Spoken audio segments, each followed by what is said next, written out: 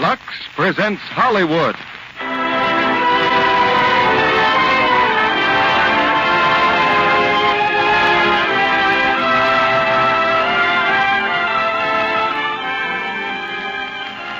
The Lux Radio Theater brings you Nelson Eddy, Susanna Foster, and Basil Rathbone in The Phantom of the Opera with Edgar Barrier. Ladies and gentlemen, your producer, Mr. Cecil B. DeMille.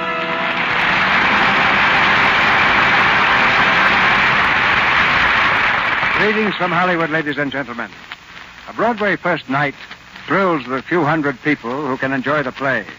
A Hollywood premiere is exciting for the few thousands who gather to see the stars. But opening night in the Lux Radio Theater belongs to the millions. The millions in American homes and camps from coast to coast. And it belongs to our boys in uniform beyond the seas, who join us for the first performance of our 10th season.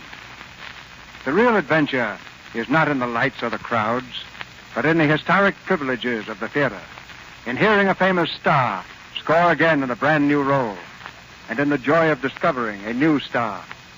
All that is yours tonight when we present Nelson Eddy and Susanna Foster in their new Universal Technicolor success, The Phantom of the Opera. And with them, in one of the theater's most interesting parts, we bring you Basil Rathbone. It's the first of a big parade of stars and plays that will challenge your attention and our ingenuity. Tonight's play has the thrill of mystery, the gaiety of comedy, and to stop everything else, one of the great singing voices of our day, the romantic baritone of Nelson Eddy. And if that isn't the right way to start the Lux Radio Theater off on another season, I don't know how to find it. We hope to make this season the best in our history, and we're counting on you to help us make it the best. By help, I don't mean just buying Lux toilet soap. I think you'll do that anyway, because you know how good it is. But backstage in this theater, we need your help in selecting plays. We want you to tell us what stars you'd like to hear. Everybody has a personal preference, and you give all the orders for our command performances. Your loyalty to Lux toilet soap has kept this curtain going up for 9 years. Your reward has been a fine product, and the finest plays and stars we could discover. And now, the thrill of another opening night, as the curtain rises on the first act of The Phantom of the Opera, starring Nelson Eddy as Anatole, Susanna Foster as Christine, and Basil Rathbone as Claudette, with Edgar Barrier as Raoul.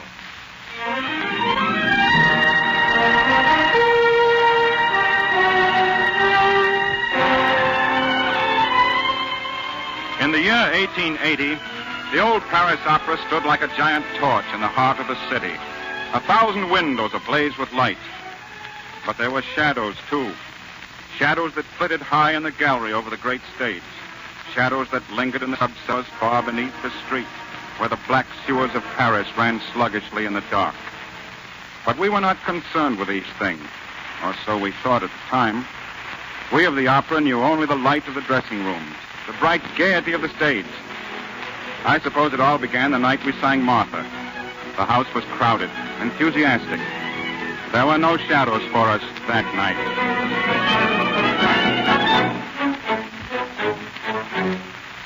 Je vous demande, mes chers amis, ce qui pourrait offrir la vie d'un tel immense plaisir.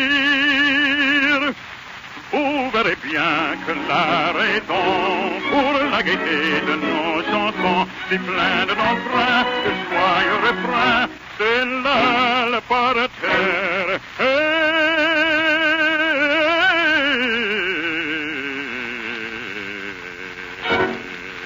À nos cœurs si chers. Oh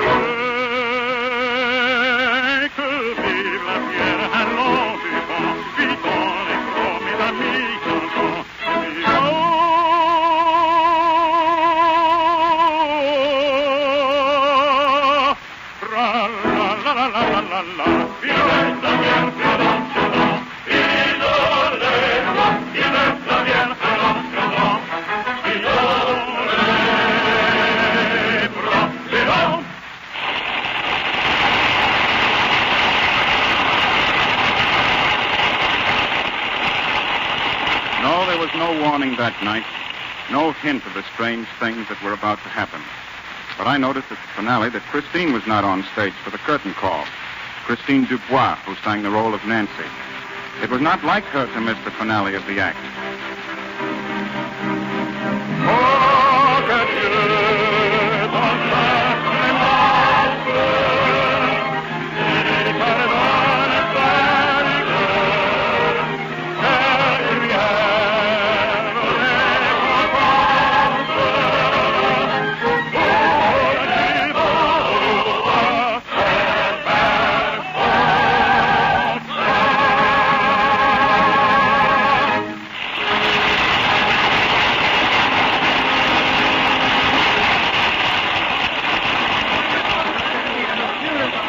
Backstage, when the curtain had fallen, I saw Christine hurrying to her dressing room.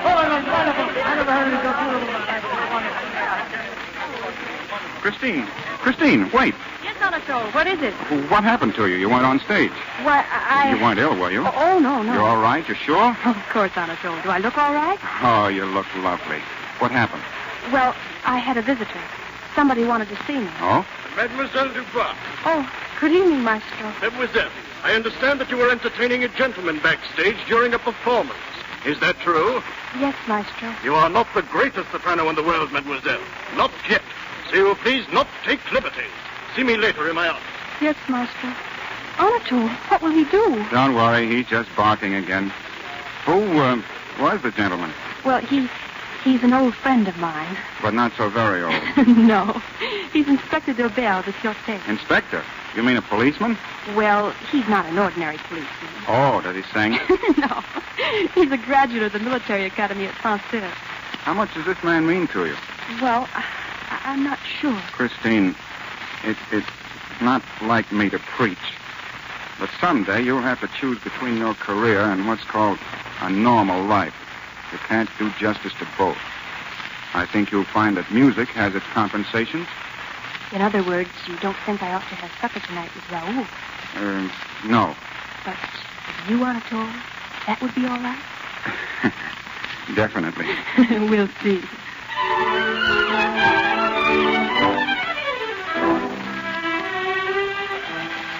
There was another man that night who missed Christine's appearance during the finale. His name was Eric Claudin, a violinist. He was a strange man, this Claudin. Quiet, almost shy, but a brilliant musician. When Christine came from Villeneuve's office, Claudin was waiting in the passage. Good evening, mademoiselle. Good evening, Claudin. Monsieur Villeneuve will see you now. Thank you, mademoiselle. Good night. Oh, mademoiselle, may I speak to you for a moment? Certainly. You weren't on the stage tonight with the curtain call. Everyone in the theater seems to have noticed that. It's really quite flattering. Why weren't you there? What? Oh, please forgive me, but I've been here so long with you that everybody, everything connected to the opera is so much a part of my life. Of course. But Monsieur Villeneuve is waiting. Yes, you weren't ill, were you? You're not in any trouble. Oh, it's impertinent of me, I know, but... No, it isn't. You're very kind. And I'm not in trouble. Good night. Christine. It's you. Oh, I'm so sorry. I shouldn't have called you Christine. I'm sorry. Good night. Good night, mademoiselle. Come in. Oh, Claudin. Yes, maestro. Close the door, please. You know why I sent for you, Claudin? I think so, maestro. I brought my violin. Take it out of the case, please. Hey, Claudin, for some time now I have sensed discord in the violin section. It was not until tonight that I definitely located the source of the trouble. Let me hear you play, Claudin. Yes, maestro. What shall I play? Anything you please. Yes, maestro.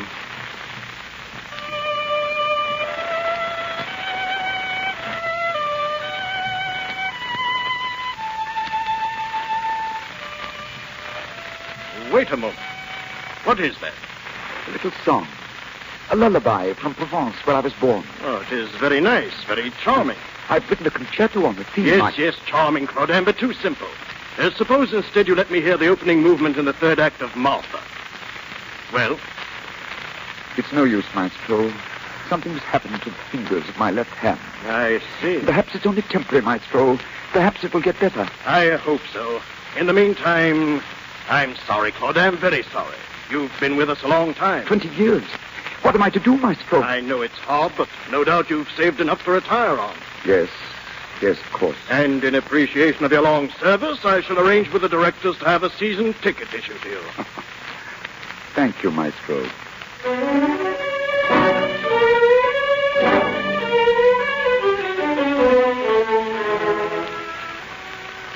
There are things I can tell you now, things I didn't learn until months, even years later. Claudin had no money put aside. He lived in a miserable garret in the Paris slums. He was cold in the winter and often hungry. What money he earned was used for just one purpose, to provide singing lessons for Christine Dubois. She knew nothing of his sacrifice for her. It was a secret known only to Claudin himself and Signor Ferretti, the singing master. My dear Claudin, if you don't mind my saying so, you're a fool. Signor Ferretti. For 3 years, I've taught Christine Dubois, and you have paid. Why? How can a man of your age hope to interest a girl as young as... Signor, please. We agreed never to discuss my motives. Very well. So now you have been dismissed from the orchestra.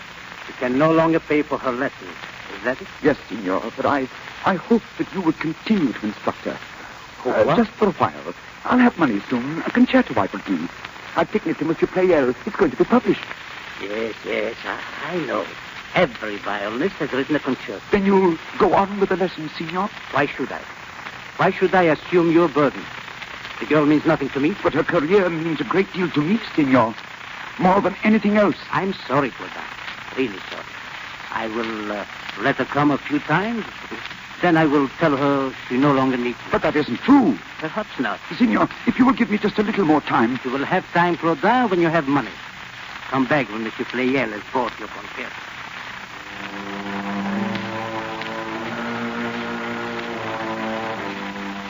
For weeks, Claudin haunted the publisher's office, but always it was the same story. Monsieur Pleyel was too busy to see him. One evening, just at dusk, Claudin forced his way past the manager, up the stairs into Pleyel's study. Who's that? Monsieur Pleyel. What are you doing here? I've been waiting to see you since this morning. Didn't I tell you I was busy? Georgette, more acid, please. Is this the bottle? The blue one, dear. Pour it in the tray and be careful, dear. Monsieur Pleyel. This could be the best etching I've ever made, Georgette. Monsieur. Will you please be careful? Those trays contain etching acid. Would you like to burn the skin from your hands? I'm sorry, monsieur, but my manuscript. I must find out about my concerto. Georgette, would you mind giving the fellow his manuscript? You'll find it on the table if it's anywhere. What is your name? Claudin. Eric Claudin. Claudin? I don't see it. No, it wouldn't be there. It's a large manuscript in a portfolio. Well, I'm sorry, but I don't know where it is. Oh, but it must be here. Well, if it isn't turn up, you might call again in a few days. But you don't understand, mademoiselle. It's the only copy I have. It represents 2 years' work. You heard what the lady said? Get out. But it was brought into this office. It must be here. It must be found. Did we ask you to bring your manuscript to us, Claudin? Perhaps some employee has thrown it into the wastepaper basket where it probably belonged. Good night. Listen. That piano. That's my music. Someone's playing my music. I thought I told you to get out. You stole on my music. Thief. Help! Let it go! Let it go! You stole my music. Thief. Thief. You're choking him. Steal here. Let him alone. I'll burn you if you don't let him go. It is acid. I'll burn you. Thief. My work. My music. My music. It was mine. He had no right. Just kill him. Kill! Ah! My eyes! My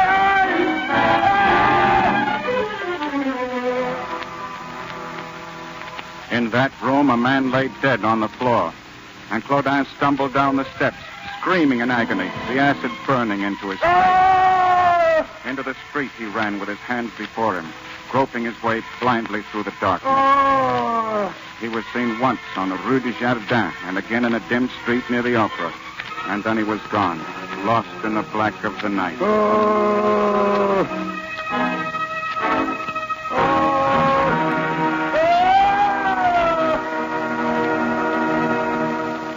There was a search, of course, but he was never found. It was not a thing that was close to any one of us. It was something you read about in the newspaper, shudder over for a moment, and then try to forget. In a few days, it was out of our minds completely. For Christine and I were rehearsing a new opera. One morning, we were sitting at the piano in her home.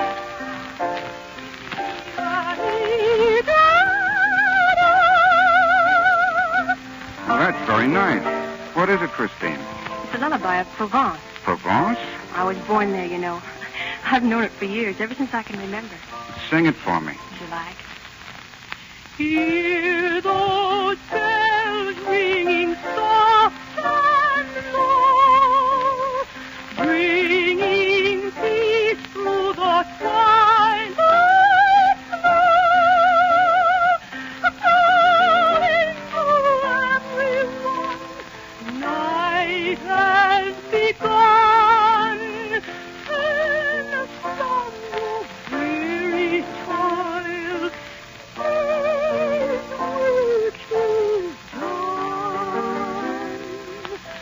hear them ring while my love and I drift and dream to their lullaby.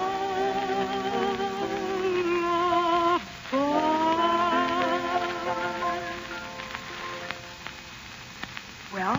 Oh, it's lovely, Christine. Christine! Yes, Aunt Bertha. Didn't you hear the door? Monsieur Daubert is here. Good morning, Christine. Oh, good morning. You see, monsieur? They call this rehearsing. Rehearsing, huh? Well, I'm sorry to intrude, but I must speak to you, Christine. But you see, I'm busy right now, Raoul. Anatole has been helping me. Yes, to rehearse. Yes. Monsieur is very kind. Oh, not at all, monsieur. I find it a pleasure. I'm Anatole Garon of the opera. Oh, I'm so sorry. This is Inspector Daubert of the Sûreté. Oh, the policeman. Police inspector, monsieur. Yes, of course. I've heard of you, Inspector. Your work must be very exciting. Oh, not half so exciting as yours, monsieur. It doesn't lend itself to self-expression. Christine, I'd like to see you alone, please. I'm here on business. With me? What business could mademoiselle have with the Sûreté? What is it, Raoul? If you don't mind, I'd rather Anatole stayed. Very well. Christine, do you know Eric Claudin? Why, yes. How well? I knew him as a violinist in the orchestra. Well, I met him a few times in the foyer, on the stage or outside the opera, but that's all. He acted a little strangely. Strangely? How do you mean? Well, I don't know. He just seemed eccentric, but harmless. I thought he was a rather kindly fellow until I read of the murder. What is it, Raoul? He was a kindly fellow until he thought Pleyel was robbing him of his work. Then something snapped, and he became an homicidal maniac. But what has all this to do with me? Well, we found something in his room, Christine, that connects you with him. No doubt you can explain. What is it? This statuette. As you can see, Christine, it's the image of you. So that's what became of it. Be good enough to explain yourself, monsieur. Certainly, that statuette is mine. Yours? Definitely, I made it. I intended to make you a present of it, Christine. How nice of you, Anatole. Unfortunately, it disappeared from my dressing room. It's an extraordinary likeness. My compliments on your versatility, monsieur. Christine must have posed for this many times. I never posed for it, not once. You did this from drawings, monsieur? And from memory, monsieur. Extraordinary memory. Thank you. But it's a simple matter to recall Christine's face and figure. I'm sure you have found it so, monsieur. Mm-hmm. But what was the statuette doing in Claudin's room? He must have stolen it. It's obvious. Is it? Speaking purely as an inspector of the Sûreté, I'm afraid even the obvious needs confirmation. But as a man, monsieur, I'm sure you can understand. Sitting there in the orchestra pit night after night looking at Christine, Claudin probably fell in love with her. You admit that is possible, no? Mm-hmm. Christine, did Claudin ever seek more than a casual acquaintance with you? No, never. Can you imagine so diffident a lover, monsieur? Claudin was barely 50. No doubt he lacked fire. No doubt. Christine, this statuette is yours. I give it to you. You'll give it to her? Yes. Well, that's interesting. I'll accept it as a gift from both of you. Thank you. Oh, you're quite welcome. It seems I have the worst of this bargain. In the future, Monsieur Inspector, I detect you model. In any case, that was a bad clue. Oh, not so bad as it seems. It enabled me to recover Mademoiselle's statuette. Is that your carriage at the door, monsieur? Yes? Would you be good enough to give me a lift? Well, which way are you going? Oh, it doesn't matter. As inspector of police, I have business all over Paris. Yes, well, in that case, au revoir, Christine. Au revoir. You've been most helpful, Christine. Most helpful. I hope you catch Claudin. Thank you. Well, you ready, monsieur? At your service. Well, after you, monsieur. Well, after you, monsieur. Thank you, monsieur.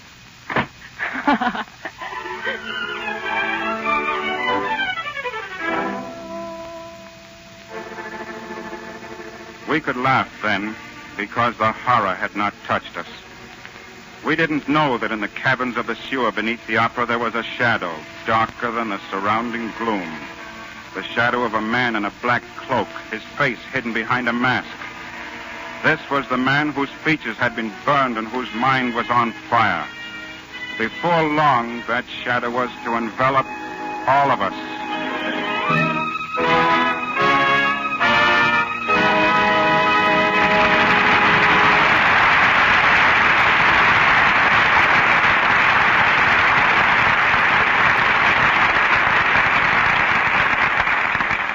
In a few moments, Mr. DeMille and our stars, Nelson Eddy, Susanna Foster, Basil Rathbone, and Edgar Barrier, will return in Act Two of The Phantom of the Opera.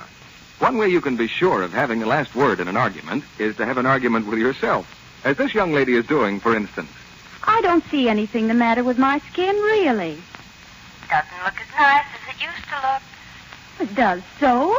It's just that the light over this mirror is so bright. Well, doesn't Johnny Brooks always tell me I have a complexion like a million? Hasn't said so for a good long time. Well, he's been away at camp, Smarty, that's why. He's due for a furlough most any time now. Maybe you'd better start doing something about your skin. How about some real beauty care instead of that dib-dab, lick-and-promise kind of treatment you've been giving it lately? Maybe I'd better. Yes, I will. I'll try those beauty facials Screen Stars use. Active lather facials with Lux toilet soap every single day. If it works for the Screen Stars, it ought to work for me, too. Well, she'll find it does work. This gentle complexion care used by 9 out of 10 Hollywood stars. You see, Lux toilet soap is a real beauty soap. With lather so rich and smooth and superfine, it feels like a caress on the skin. Lovely Screen Stars tell you they take their Lux soap beauty facials this way. They smooth lots of the creamy active lather well in. They rinse with warm water and splash with cold. Then they pat their skin dry with a soft towel. Now, that's a very simple, easy care, but if you use it every day, you'll find that soon your skin feels softer, smoother, takes on a fresher, lovelier look. Why not get some Lux toilet soap tomorrow? You'll notice each satiny white cake is hard milled. That means it lasts and lasts. And remember, it's patriotic not to waste soap. Use only what you need. Don't leave your cake of Lux toilet soap standing in water, and be sure always to put it in a soap dish that's dry. And now, Mr. DeMille returns to the microphone. Act Two of The Phantom of the Opera, starring Nelson Eddy as Anatole, Susanna Foster as Christine, and Basil Rathbone as Claudin, Edgar Barrier as Raoul.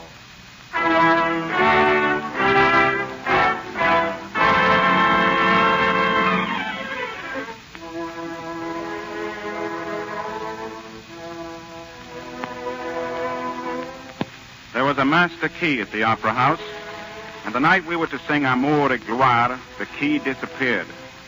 Other things had been stolen. Costumes, masks.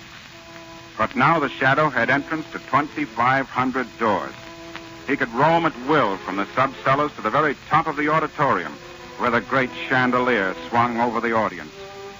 There were some who swore they had seen this Shadow, flung on the walls of dim corridors, or crouching like a griffon on the high balconies over the street. And there were some who swore they had heard mutterings in the deep cellars where the sewers ran black. And tonight, it is Amour et Gloire. Amour et Gloire with Anatole Garon. And the soprano, Biancaroli. Biancaroli sings tonight, not Christine Dubois. Well, we shall see. We shall see.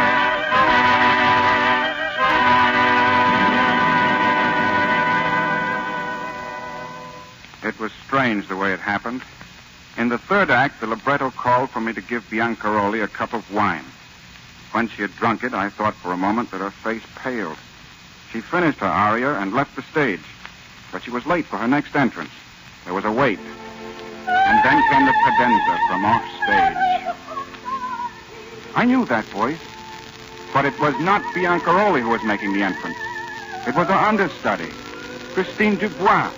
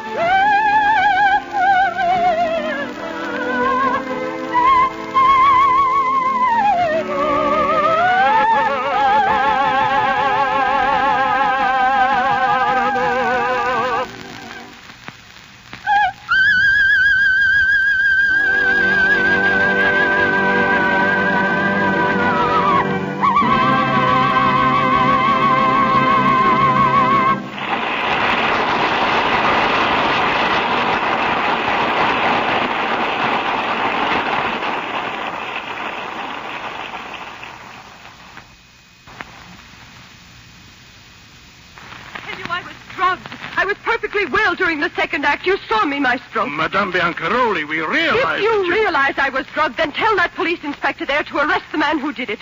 We all know who it was. Anatole Garon. I know nothing of the sort, madame. I am a police officer, not a psychic. It is my duty to collect evidence without prejudice. Haven't you evidence enough? Everyone knows. Madame, will you be seated, please? Monsieur Garon, is it true that you had the opportunity during tonight's performance to place the drug in Madame Biancaroli's glass? Certainly, Monsieur Inspector. We all did. It becomes then a question of motive. The motive is very simple. Garon wanted to get me out of the way to make room for that... Are you referring to Christine Dubois? I am. You heard, Monsieur Garon? Oh, yes. Madame is in good voice and most explicit. Have you anything to say, monsieur? I deny Madame's accusation. Do you deny, monsieur, that you had any motive in drugging Madame?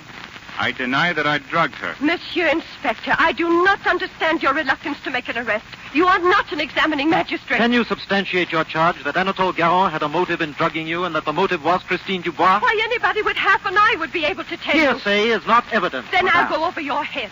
I have influence at the Sûreté. I was drugged tonight to the point of death, and I insist upon the arrest of the criminal and his accomplice. And if you don't... One moment, madame, please. You've heard Garon deny that he drugged you. As the inspector says, there is no evidence to warrant an arrest. If you insist upon it and fail to gain a conviction, you will find yourself in a very difficult predicament. Yes, quite right. And no matter what the outcome, don't forget that heir is bound to the Paris Opera. Whatever scandal injures us or any member of the company will injure you as well. Are you suggesting that I forget the whole affair? Yes, for your own sake as well as ours. Very well. That is, under certain conditions. I want a new understudy. Christine Dubois goes back to the chorus and stays for the 2 years my contract has to run. No, I won't permit it. If any such arrangement is made, I'll My dear go... Anatole, I have not finished. I go a step farther. I suggest that we all forget that anything happened afterwards. For once, Madame, I don't understand you. Oh, but it's so simple. Nothing happened tonight. I was not drugged, and Christine Dubois did not sing. What? Madame, there are always critics in the house. You will send word to the papers that no mention of her is to be made. You'll do nothing of the sort. It's ridiculous. Besides, what about the public? Shall we send word to the public to forget that Mademoiselle Dubois was a sensation? If you are willing to ruin the opera for the sake of Christine Dubois, that's your affair. But you'll either do as I say, or I will charge both of you with trying to murder me. Do you understand that? Murder!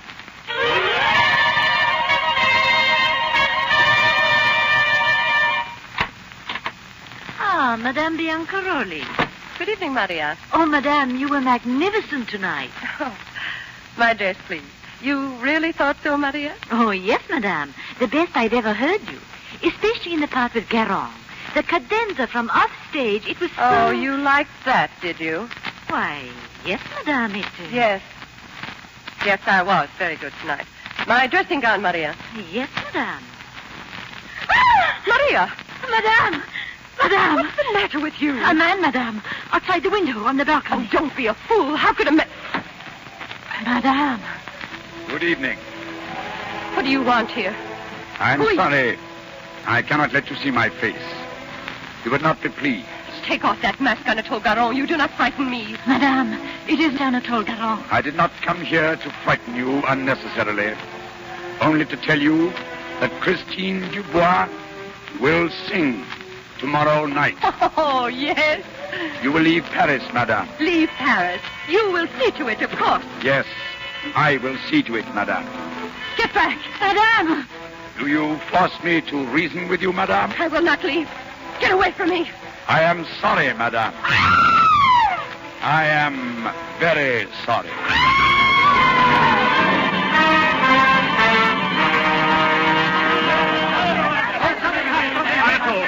Anatole! What is it? Madame Biancaroli and her maid. They've been murdered.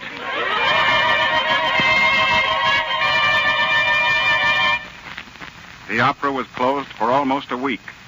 And then from somewhere within the darkened building, a note was written to the directors. Gentlemen, the opera must open very soon. Christine Dubois will replace Biancaroli, who chose to ignore my advice.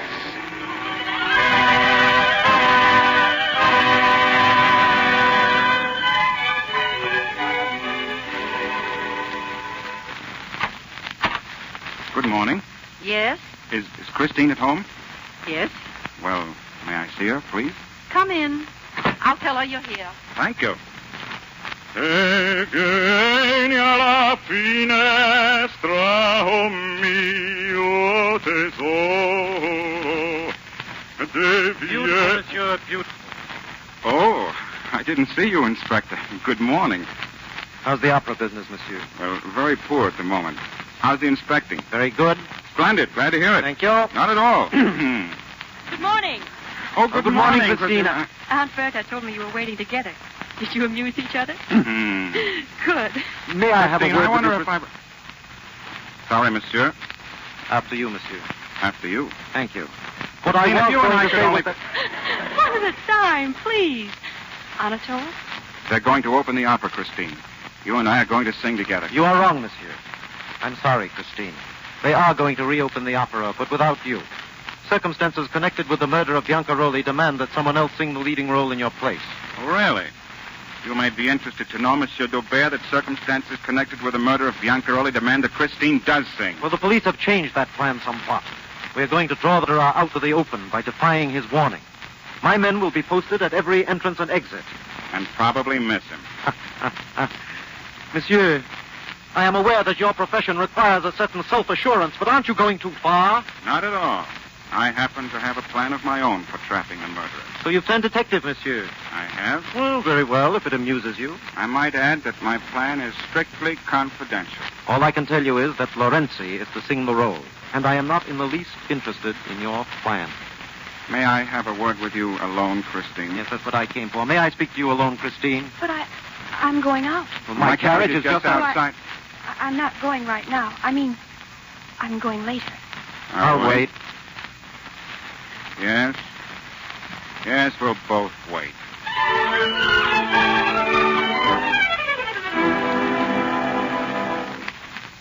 We were certain now that the murderer was Eric Claudin. The plan I had worked out took me to the home of a great pianist and composer. On the night before we were to open, I went to see Franz Liszt. Very nice. But do you really think this Claudin could be tempted to leave his hiding place and risk his life merely to hear his own concerto? Played by Franz Liszt himself. Do you doubt it, maestro? Now, my plan is for you to play the concerto between the second and third acts. And then Well, so many crimes have been committed in the name of music. It seems only fair to use it now to avert one. I am at your service, monsieur. Oh, thank you, maestro. Most exciting, this detective work. Most exciting. Well, it's more than exciting to me. I have the honor of being suspected of the crime.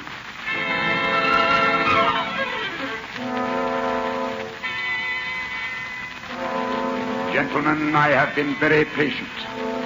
Now I learn that Christine Dubois will not sing. Gentlemen, if Madame Lorenzi sings in her place, you will be responsible. 2 are dead now. Only 2. There will be more, gentlemen. Many, many more.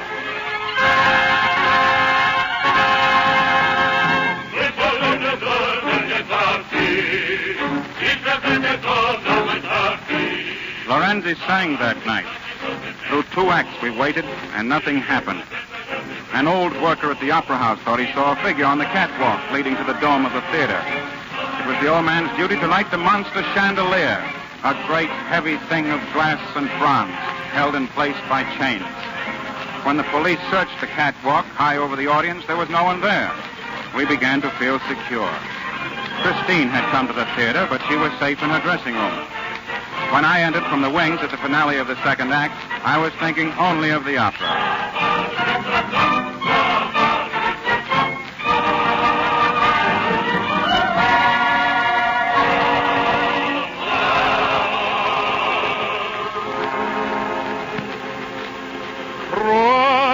Войска прискакали,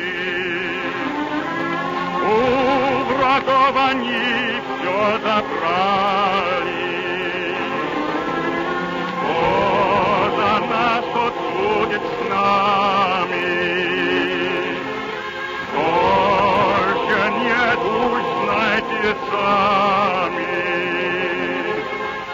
Девушек красивых мы любим, но врагов Dobrze szło komu robi. Ej, najecie się nam kostki. Zamacite nasi gości. Wino nam wino.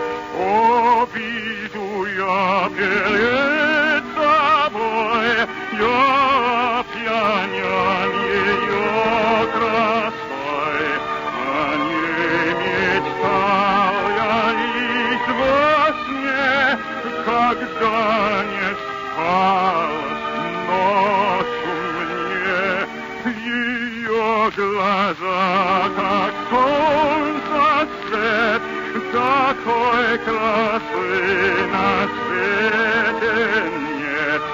Вся жизнь моя полна тобой, одной тобой.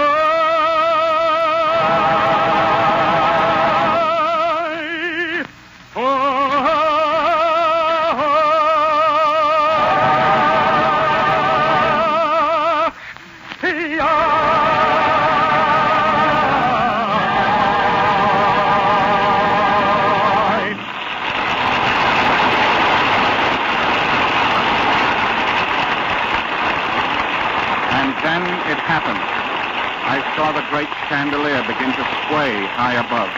It swung to and fro like a giant pendulum. Others had seen it, too. A woman in the audience screamed. There was no time to get out of the way. The audience below was frozen, staring up at the monster of glass and bronze. And then it came hurtling down through space.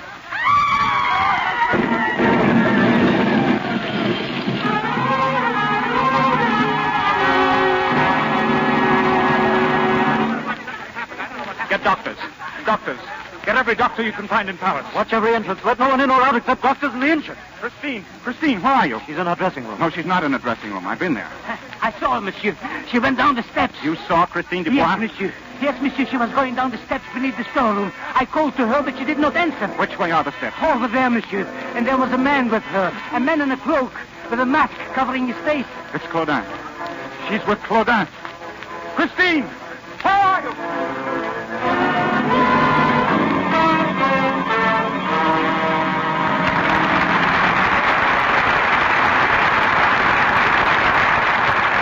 We pause now for station identification. This is the Columbia Broadcasting System.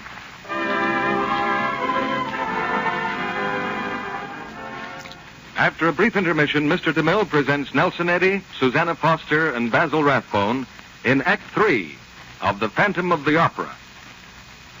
And now, our Hollywood reporter, Libby Collins, with a fashion tip. Why, Mr. Kennedy, I thought our listeners would be interested in this little example of resourcefulness on the part of one of our famous stars. Screen stars must look chic and glamorous always, you know, but they're subject to the same wartime limitations as the rest of us. Take hairpins, for instance. Why, Libby, even a mere man has heard that hairpins are almost as scarce as nylons. Alas, that's true, Mr. Kennedy. But Aunt Lupino found some wooden ones that were lacquered in bright colors. Much too pretty to cover up, I'd have thought. So she parted her hair in back, pulled it up on top of her head, and on each side of the part set a row of the colored pins to make a crisscross pattern. Look cute as could be, too. That sounds like Ida, Libby. She's as smart and bright as Quicksilver. Yes, Mr. Kennedy, and she darts around Hollywood almost as fast. She has to, what with her studio work and the hours of war work she puts in. Not much time for beauty care, either. That's why she depends more than ever on Lux toilet soap for complexion loveliness. My daily active lather facials are such a wonderful beauty aid, she says. Busy women everywhere find that's true, Libby. Those Lux Soap beauty facials take just a few minutes a day. Yet the creamy lather gives skin gentle, thorough care it must have to be soft and lovely. Yes, a few minutes every day to smooth a rich lather in, and you can just feel your skin taking on new freshness and beauty. No wonder Lux Toilet Soap is the beauty soap of the stars. Reason enough why every woman owes it to herself to try it. Lux Toilet Soap is as fine a soap as money can buy. It's hard milled. That means it lasts and lasts. Each cake is set and smooth and fine. And if your dealer is temporarily out of stock due to wartime conditions, please be patient. He'll have more very shortly. Remember, Lux Toilet Soap is worth waiting for. Start your Hollywood beauty care soon. Now, our producer, Mr. DeMille. There's always excitement backstage after an opening. And you're invited to join us for a chat with our stars when the curtain falls. But now here's Act 3 of The Phantom of the Opera, starring Nelson Eddy, Susanna Foster, and Basil Rathbone, with Edgar Barrier.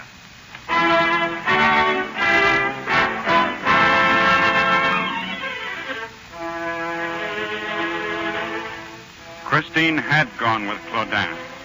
The chorus that night had worn masks, and Daubert had arranged for the police to wear masks, too, so they might mingle with the crowd backstage. That was the way Claudin had enticed her. Thinking he was one of Daubert's men who had come to protect her, Christine followed him down the steps to the cavernous cellars. This way, mademoiselle. Hold tight to my hand. The steps are quite steep. Are you one of the police? Where is Inspector Daubert? He's investigating the cause of the accident. I'll look after you. But why do we have to come down here? Why? Don't you like it down here? It's very lovely. Once you get used to it. Wait, please. Yes? Let me see your face. Take off your mask. Oh, no, my dear. I must never do that. Never. You're not one of the police. Don't be frightened. I'll watch over you. I've always watched over you, Christine. No, you must not do that. You'll stay here with me, child, won't you? It's been so lonely without you. But you've come to me at last, haven't you?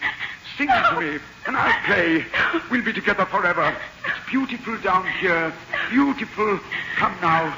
I'll show you. Come with me.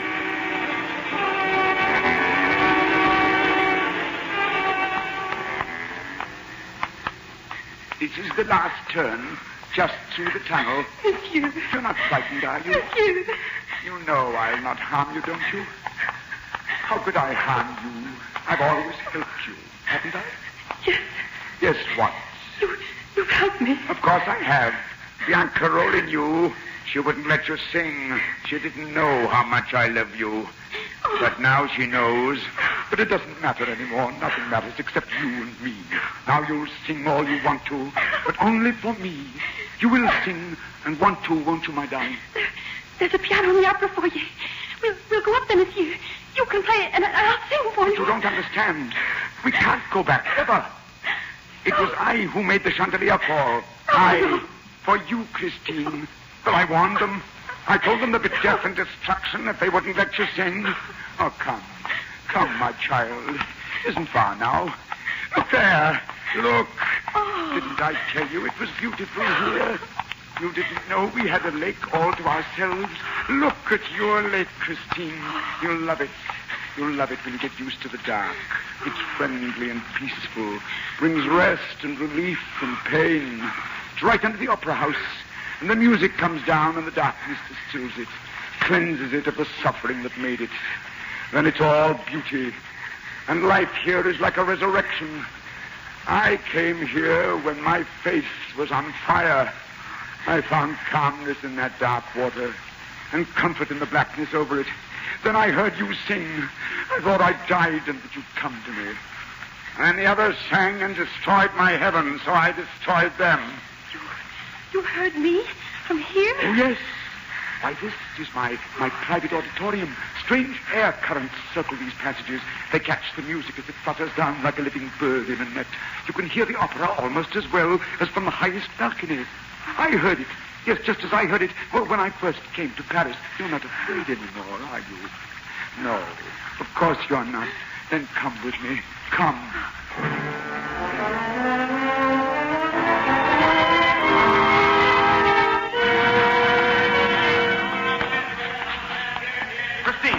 Christine, where are you? Gerard, bring a lantern here. Yes, Monsieur Inspector. Here, Monsieur. Christine! Andre, take 4 men, search the passage to the left. Be careful now. Do you have another lantern, Inspector? This is the only one left. You better stay with me. We seem to have come to the end of the passage. No, we haven't. Isn't that an opening in the wall there to our left? Yes. Yes, it's a tunnel. Keep close to the wall. Feel your way along. There's just a narrow ledge. The sewer must run through here. There it is, just ahead of us. Do you suppose he might have doubled back? He might be upstairs. Why should he? Liszt will be playing the concerto. He should be starting now. Oh, yes, that brilliant plan of yours. Christine! Look out! What happened? I touched the side of the wall. The rock came away in my hand. The whole place down here is ready to crumble. Look up there, just ahead. Yeah. It looks almost like a lake. Come on. Christine! Christine! Christine!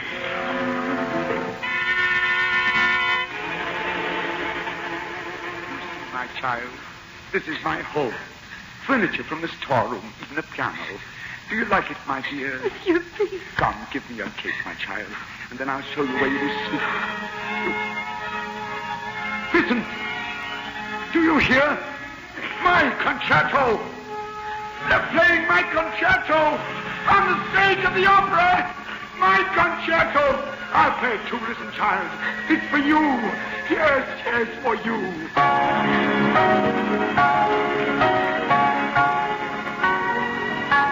Do you like it, my child?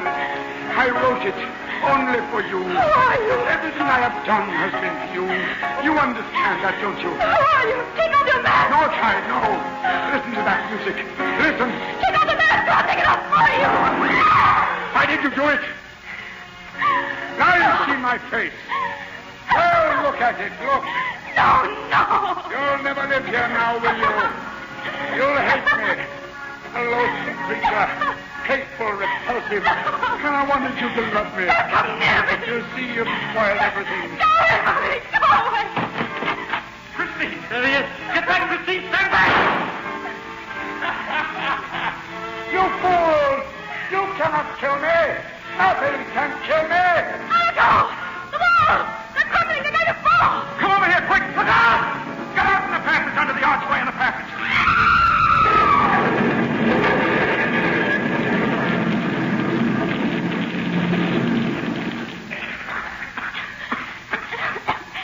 Christine, are you all right? Inspector? All right. Claudin, he's still in there under the rock. My shot must have started to cave in. Come, Christine. We'd better start back. But Claudin... It's no use. It would take days to get him out. He's dead, Christine. It's so strange. He said he wrote the concerto for me, a song I've known since I was a child. Who was he? He came from your district in Provence. Everybody there must have known that old folk song. He was almost a stranger to me, and yet somehow I always felt drawn to him with a kind of pity and understanding. His suffering and his madness will be forgotten. But his music, his concerto, that will remain.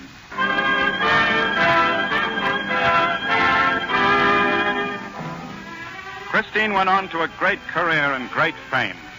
The night we sang together for the first time, the corridor outside of a dressing room was jammed with admirers. I had to force my way to a door. Excuse me. Thank you. Anatole. Oh, you were magnificent, Christine. Incomparable, beautiful, a sensation. Is that all? I've just begun. It would take days and years to tell you how wonderful you were. We're having supper tonight at the Café de l'Opéra. Well, I'm terribly sorry, Anatole, but I can't tonight. Why not? Have you another engagement? Well, yes. With whom? With me, monsieur. Oh, that policeman? Inspector of police, monsieur. Well, how soon will you be ready, Christine? The carriage is waiting. I know Monsieur Garon will excuse me. How do you know? I have an idea. Why can't we three have supper together? I am not in the habit of taking baritones to supper. And I don't care to be seen in public with the police. Christine, you'll have to make up your mind finally and irrevocably between the two of us. Exactly. Very well. Will you gentlemen excuse me? Of course. Thank you. Good night. What? What did she mean, good night?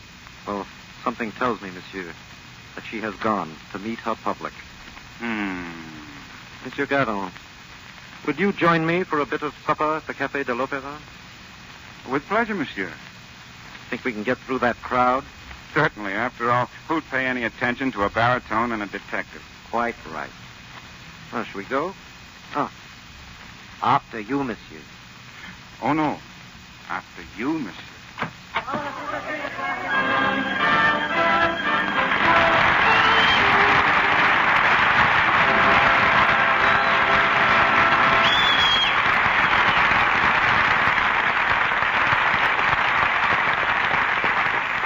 A new season of the Lux Radio Theater has had a gala launching.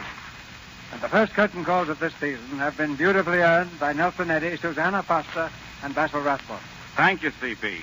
Our congratulations to you on the beginning of the 10th year of this theater. Remember what Tennyson wrote. Men may come and men may go, but the mill goes on forever. Or something like that. My recollection is it was a brook. But as long as we have stars like you three, I'd like to go on forever. Let's hope Lux Soap does the same. See, I really couldn't get along without it, Mr. DeMille. It's a wonderful complexion care. And Lux certainly cares for a lovely complexion in your case, Susanna. Thank you. Incidentally, Mr. DeMille, has Nelson told you about the chicken he has that lays the golden egg? No, but I'd like about a dozen. That'll be $120, please. That's pretty high for just ordinary old golden eggs, isn't it? What kind of hens are they? Houdons. Who what? Houdons. They're a rather scarce breed. Someone gave me 2 hens and a rooster, and now they're all over the place. Well, if the eggs are worth $10 apiece, doesn't it kind of choke you to eat one for breakfast? Eat them? Say, the hens won't let an egg out of their sight. They want it set right away. No, I hardly blame them. At that price, even a radio comedian wouldn't mind laying an egg. Where'd the hens come from, Nelson? Somewhere around New Orleans. I plan to crossbreed the Houdons with my New Hampshire Reds and see what happens. And when you become the Houdini of the Houdins, I suppose you'll give up singing. Well, the way those hens are eating now, I'm going to have to sing loud and often. What's your play next week, C.B.? Well, it's a drama of adventure in the air. The RKO screenplay, Flight for Freedom. And our stars will be Rosalind Russell, George Brent, and Chester Morris. Rosalind Russell played the same part on the screen with brilliant success. A world-famous woman flyer whose career comes to a climax in a mysterious trip across the Pacific. So don't miss Flight for Freedom, with the takeoff at our usual time next Monday. Sounds like a direct hit, C.B. Good night. Good night. Good night. We made music at the box office tonight. Our sponsors, the makers of Lux Toilet Soap, join me in inviting you to be with us again next Monday night when the Lux Radio Theater presents Rosalind Russell, George Brent, and Chester Morris in Flight for Freedom. This is Cecil B. DeMille saying good night to you from Hollywood. The Universal screen production of The Phantom of the Opera in Technicolor, starring Nelson Eddy, Susanna Foster, and Claude Rains with Edgar Barrier, will have its New York premiere on October 14th. Basil Rathbone appeared tonight through the courtesy of Metro-Goldwyn-Mayer Studio. Our music was directed by Louis Silvers.